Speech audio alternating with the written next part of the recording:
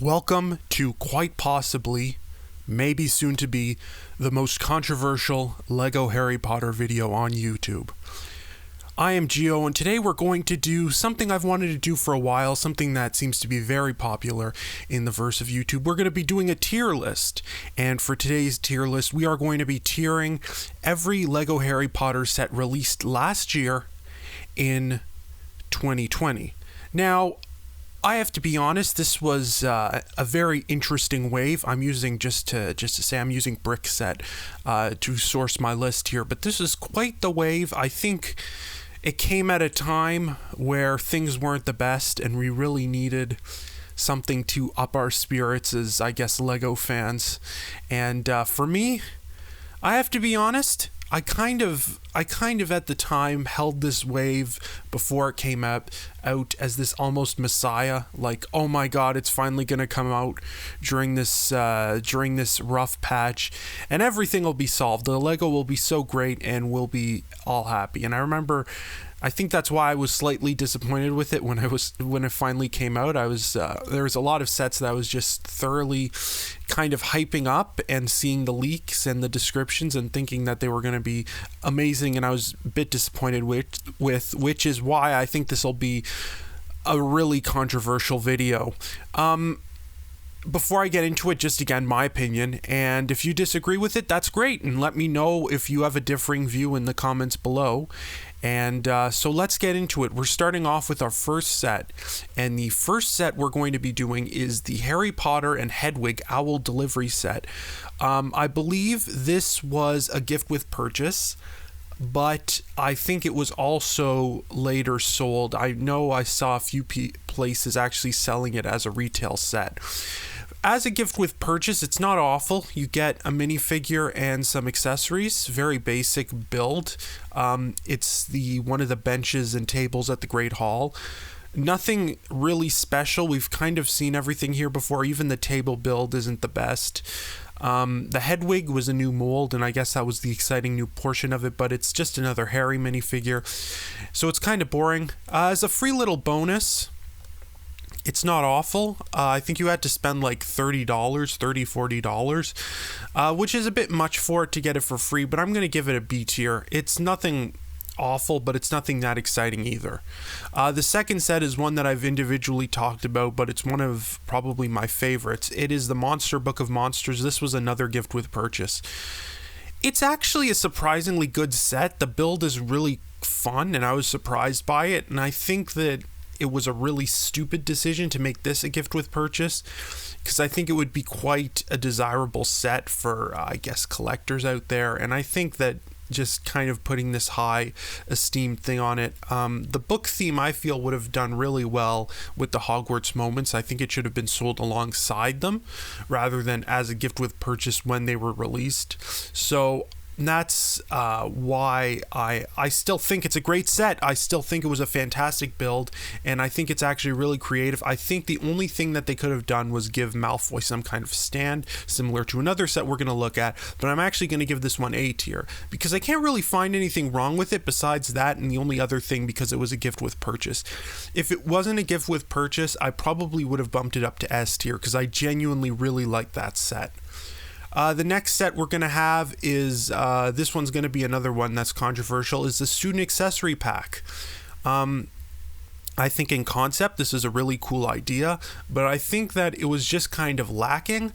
The retail price for this set was around $20, which is a little bit pricey. I wish for that price they would have made it a little more exclusive, because divided by 4, that's $5 a minifigure, and that's how much the collectible minifigures cost. And it's not awful. I think there's some interesting character choices. I think it's good that Draco was included, because beside the Monster Book of Monsters, the only other set you can get him in is the Astronomy Tower, and that is one of the most expensive sets, third most expensive set. And I think Hannah Abbott was an interesting character, very odd choice, but I think it's good to have other characters. Cho Chang and Harry, very boring choices. They don't look good in my opinion, and the accessories are kind of cool. I like the bookshelf, but I'm gonna to have to give this one B tier. Maybe a very low B tier or a very high C tier, but I think just to be nice, I'm just going to give it a B tier. I don't really see that much potential in it. The only thing you're buying it for, if you buy more than one, is that you're ripping the heads off and making new characters, which is, I think, the only appeal to buying duplicates of the set. I've known people who said they've bought multiples of it, and I think that's pretty good. But just for me, I usually only buy the ones, and even at the one, though, it is a bit boring, so B tier. Here we have our next set, Hogwarts Room of Requirement. I'm going to be honest, this is a fun set, but it's really expensive. I think the $30 price tag is just unneeded. Personally, I think to get the full enjoyment and to get a full room, you need to buy two of them. I actually bought two to combine them, but then once you buy two, you're down $60, which is a little insane because this is really the only part that you need two of, but then you're stuck with the minifigures, I guess. You get 4 minifigures, which isn't awful, but I guess technically 3, but you get some pretty cool accessories. So I'm very mixed on this set. I'm really describing it badly, but I'm going to have to give this set a C tier. I think compared to the set that we got for 2021, the small Polyjuice Potion Mistake set definitely blows this one out of the water as an expansion pack for Hogwarts. That's around $25, and this one's $30, and it's actually really hard to integrate into the peg system. So as a hot take, not a very good set, and you need 2 to actually make it work, and it's overpriced. So I think C tier is the perfect tier for it. This one that's going to be a definite change to what I've been talking about, but this is Umbridge's Encounter, the Forbidden Forest. This set was really interesting because it's the first time we've got the Guar, I believe that's Robbie. Is that his name? I think so. I think that's his name. Yeah, Robbie Hagrid's. I believe he's one of Hagrid's relatives. And you also get Umbridge in this set. This is the first time in in one of the new waves of sets where you actually get Umbridge and it's not an exclusive or it's not overpriced. Which I think it's pretty great to have this in kind of a budget set. This was around $40, and not only that, you get your Harry and Ron kind of stock minifigures, kind of boring, okay, but you also get Minotaurs in this set. You get a tree, and I have to be honest, for the variety of parts that you're getting, it is pretty cool. This set seems to be a shelf warmer. I've seen it just at the Toys R Us locally to me. There's just hundreds, or not hundreds, but there are rows and rows of this set. I guess it just didn't sell well, but I feel like this is one that's definitely going to go up in value just for the Minotaurs and Robbie, because I doubt that they're going to remake him again, and I doubt we're going to get the Minotaurs or actually get more than one in a set, which actually makes this special, and I think actually adds some value to it. I'm going to be very surprising and give this an A tier, because I personally think the value of what you're getting is pretty good, and I think the build was pretty fun as well, or I know it was pretty fun, and I think the Minotaurs are really the shining star, because even just thinking about the Minotaurs, I can't even think of another set that LEGO can do that can technically include them. They can do another Forbidden Forest set, maybe themed towards the second or first movie, and maybe throw them in, but I'm not sure. Okay, here's the part where I'm going to get a little very hypocritical, and this is probably, I will be honest before I rate it, one of the worst sets of not only 2020, but probably one of the worst sets of the entire Wizarding World wave of Harry Potter sets. One of the worst modern sets, I will say, is for Privet Drive. I have to say that, I'm sorry, went too fast. I have to say that out of all of the sets, this is the most disappointing and the most boring and the most basic and the most lacking. First of all, speaking about what's included in this set, this is themed around Chamber of Secrets. So you've got the scene where Ron rescues Harry from Privet Drive, and that's boring to me because we've technically already gotten the Flying Floored Anglia in another set, and I believe it's a set which is the Whomping Willow set that was actually available longer and I think was retired at the same time as this set. So I think it would have made sense to include it if that other set was retiring. So that's first of all. If you bought both sets, you're going to have a duplicate Ford Anglia, and it's basically the same build. The only thing that's different is the windows. The window design slightly changed, and the front of the hood. I can't really think of anything else. It's all minor. So it really sucks, to be honest.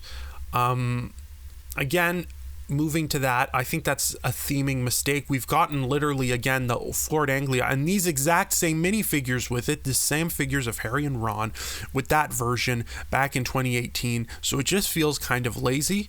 I don't know if that's right to say, but it just feels lazy. And I think they could have easily themed this towards Prisoner of Azkaban and had it linked to the Night Bus set, which they released last year. They could have included an Aunt Marge minifigure. I much rather would have that rather than a Flying Ford Anglia, and had Sirius Black's dog Animagus form, because I think that would have been much more exciting.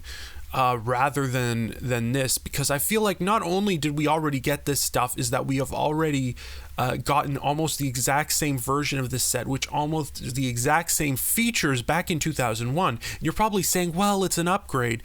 Yeah, it looks better, but it's like it has the same problems, and that again lies in the house. The house is boring. You're missing the garage, which is a big part. And if you're including the car, that could have been a play feature. You could have had the car go inside the garage, but no, they didn't include that. Even the house is incomplete. You just have the living room and then stairs that goes up to Harry's bedroom. And I know you can't fit that much into a budget set, but come on, they couldn't have included the kitchen, which actually probably has a lot of significance to the first two films. A lot of stuff goes on there, and like just to have the living room.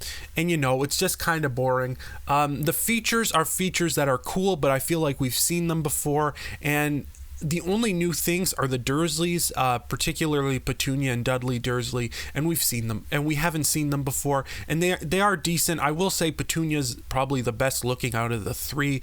Dudley doesn't look fat enough, as bad as that sounds, and Vermin Dursley is just kind of boring. I mean, I feel like they could have made him look a bit more angry. He doesn't even look like the character. Like I would say the 2001 version does a better job. So I think this is genuinely not a good set. I think that they missed so many opportunities with this set, and it's just overall a stinker, one of the worst. And and even the minifigure of Dobby, which is supposed to be an exclusive, just the grin on his face looks awful. I would easily give this set a D tier. Just awful. Awful. Just one of the worst. And I'm sorry if you enjoy this set, you're entitled to your opinion, but just an awful set, in my personal opinion. Anyway, moving on to bigger guns, we have the Hogwarts Astronomy Tower. Already produced a review on this, so I'm not going to repeat what I said. If you want to see that review, go check that out. I think for the price, it's a little lacking, so I am going to give this one either a very low B tier or a very high C tier. I'm going to be nice and give it a B tier because I still enjoyed the set. It was fun to build, it was fun to anticipate, but it has problems. We're moving on to the big guns now, and this is the one that I think, one of the only sets here that I actually don't own, and this is Diagon Alley, direct-to-consumer from LEGO, released in September 2020. It's one of those sets that I keep saying I want to buy, but I never actually buy, but it's one that I definitely want to pick up when I have the chance. I think it's a great set. I think what LEGO should have done, as a very hot take, is that they should have split it in half and sold these two buildings and then sold the other two buildings, but have these two themed around Chamber of Secrets and have these two themed around another movie, because I feel it kind of clashes. Almost everything here is kind of themed towards Chamber of Secrets, but then you have the Wizard Wheezes shop, which is obviously that didn't exist during Chamber of Secrets, but it's a minimal complaint. It's one of the only complaints I have with this set. Minifigure selection is pretty decent. I feel like some minifigures are obviously better than others. AKA one of the worst new Harry Potter minifigures has to be Lucius Malfoy. Not elaborating right now. If you've seen it, and even Molly Weasley, kind of a lazy minifigure, better than the one in one of the other sets we're going to look at. And Gilderoy Lockhart, who's one of my favorite characters, I feel that they kind of didn't do the best with him, but the other minifigures are actually pretty great, so I'm going to actually be surprising and give this set an A tier. Despite I feel like the high price tag actually means a higher quality product, and I think it's one of the best sets of the range. But we're going to go on to another set that I think is fantastic and I actually own. It is Hedwig. This is one of the buildable creature type things. I don't know how you'd call it. It's not, it's one of the few, I guess, I don't even know how you describe it. It's not like a location or something. It's like an actual character. I sound insane right now. But anyway, you build Hedwig. That's the set. There we go. Fixed. I was actually quite surprised. I wasn't going to pick this up, but I ended up picking it up. And I was quite surprised of how good it was. Like, I wasn't expecting an amazing set, but I actually got an amazing set, and it was fun to build. It has a fun action feature, and overall it's just a really cool set. I love the base. I love the gold tiles. I think the base for the minifigure is such a clever idea. I think the only thing it was missing was one of those plaques you get in the Ultimate Collector Series sets, but it's a fantastic set. It was a fun build, and I think for the price point, it's actually really fantastic, and I'm going to give this set an S tier. I couldn't find anything to complain about. Actually, the only thing is the stickers, but that's such a minimal thing, and something that's unavoidable, so why complain about it? It's still a fantastic set, one of the best 2020 sets, one of the most surprising 2020 sets, and I'm actually so excited. I have the Fox the Phoenix set, that just released for 2021. I will be honest, it is a bit disappointed because it just looks like this, that they just changed it up. They just changed it up enough. Like, they just kept this main build, but they just changed out the head and legs and the tails just so it's red, as kind of funny as it is, kind of a DeviantArt OC recolor type thing. But it's a solid set, and I'm excited to build Fox the Phoenix, and I think that's one of the best, and why I'm giving it S tier, as surprising as that is. Now we're going to go to another controversial subject, Attack on the Burrow. Well, for starters, I think, first of all, it's a bit overpriced, and I think the minifigure selection really blows. I think it's a great selection of characters. I think the character ideas are great, but the character executions are really bad. Molly Weasley and I believe it's Arthur Weasley are great character choices, but they look awful. Nymphadora Tonks, I couldn't even tell it was her. Harry, same Harry minifigure we've seen so many times. Ginny, couldn't even tell it was supposed to be Ginny. Ron is the only solid minifigure in this set. And Frenya Greyback and Bellatrix Lestrange. Bellatrix is really boring, and they did a bad job with her, and it's such a downgrade to the version from 2009, which I'm surprised I'm saying is 10 times better. And Frenya Greyback is the only is the only exclusive character that's actually good and actually is an upgrade in my personal opinion, so that's a very hot take. This fire piece that you get is incredibly lame, and it was like, I feel like it was a last minute inclusion. It's such an awful piece, because it's like, why are you just like, you're supposed to, it's like they looked at the old one, they said, oh, we need a fire piece, and then they threw that together on Lego Digital Designer. It does not look good.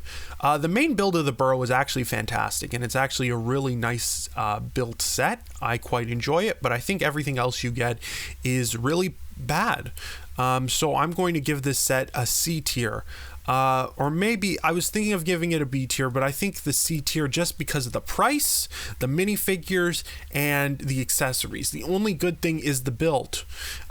Just everything else isn't that great, and I think it could have been improved so much. It could have had so much improvement, so I really think that was a bad set.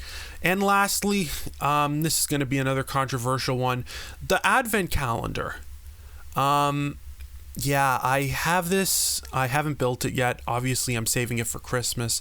I'm just going to give it a C tier. It's not that exciting unless it's Christmas.